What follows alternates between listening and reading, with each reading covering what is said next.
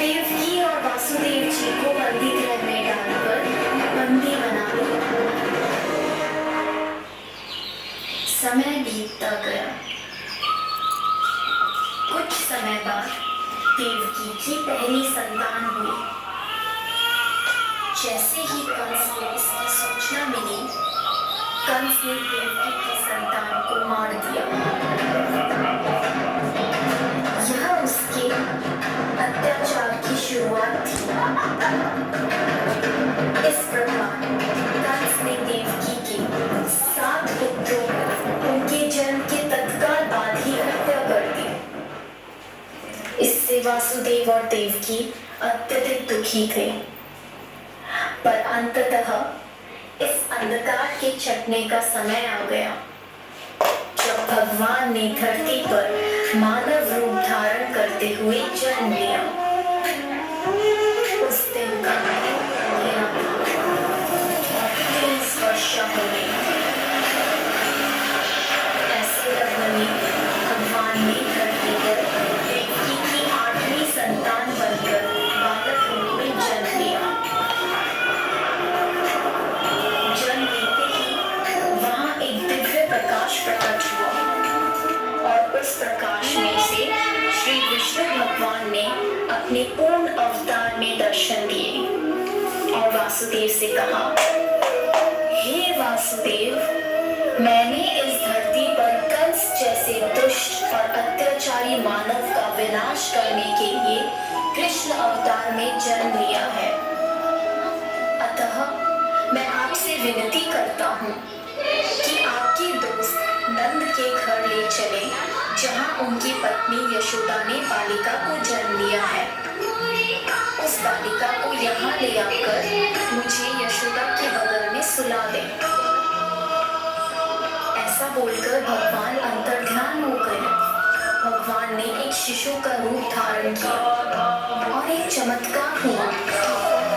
वासुदेव और देवकी पीढ़ी मुक्त हो गए। कारागार के द्वार अपने आप खुल गए। जेल प्रहरी गहरी निंद्रा में सो गए और ऐसे समय वासुदेव उस बालक को लेकर नंद के घर चल पड़े। 30 वर्षों के कारण यमुना नदी का बहाव बहुत तेज था, पर यमुना नदी ने वासुदेव और उनके पुत्र के लिए रास्ता बना दिया और शेषनाग में प्रकट होकर कृष्ण भगवान को अपने फन फैलाकर तेज बारिश से बचाया। आखिरकार ये नंद के गांव पहुंचे। यशोदा की बगल में लेटाकर उनकी पुत्री को वापस बंदी गृह ले आए। वहां पहुंचते ही बंदी गृह के दरवाजे स्वयं बंद हो गए। सारे प्रहरी उस पुत्री के रोने की आवाज सुनकर जाग गए और कंस को सूचित किया। जब कंस को सूचना मिली कि वासुदेव जी की 8वीं संतान पुत्री हुई है, तो कंस उस पुत्री को मारने लगा। अचानक उसमें से एक दिव्य ज्योति के साथ मां शक्ति प्रकट हुई और उन्होंने कहा, हे मूर्ख कंस, निर्दोष शिशु की हत्या करने से तुम्हें कोई लाभ नहीं होगा। तुझे मारने वाला इस धरती पर जन्म ले चुका है। तेरा वध करने के लिए देवकी के 8वें पुत्र ने इस धरती पर जन्म ले लिया है और वही तेरा विनाश करेगा। ऐसा कहकर वह दिव्य शक्ति लुप्त हो गई।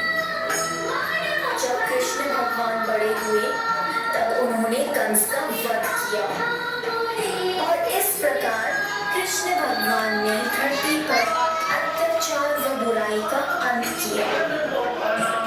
इसीलिए हमेशा प्रत्येक भाद्रपद की कृष्ण पक्ष की अष्टमी को जन्माष्टमी के रूप में श्री कृष्ण का जन्म दिवस मनाते हैं। जय श्री कृष्ण।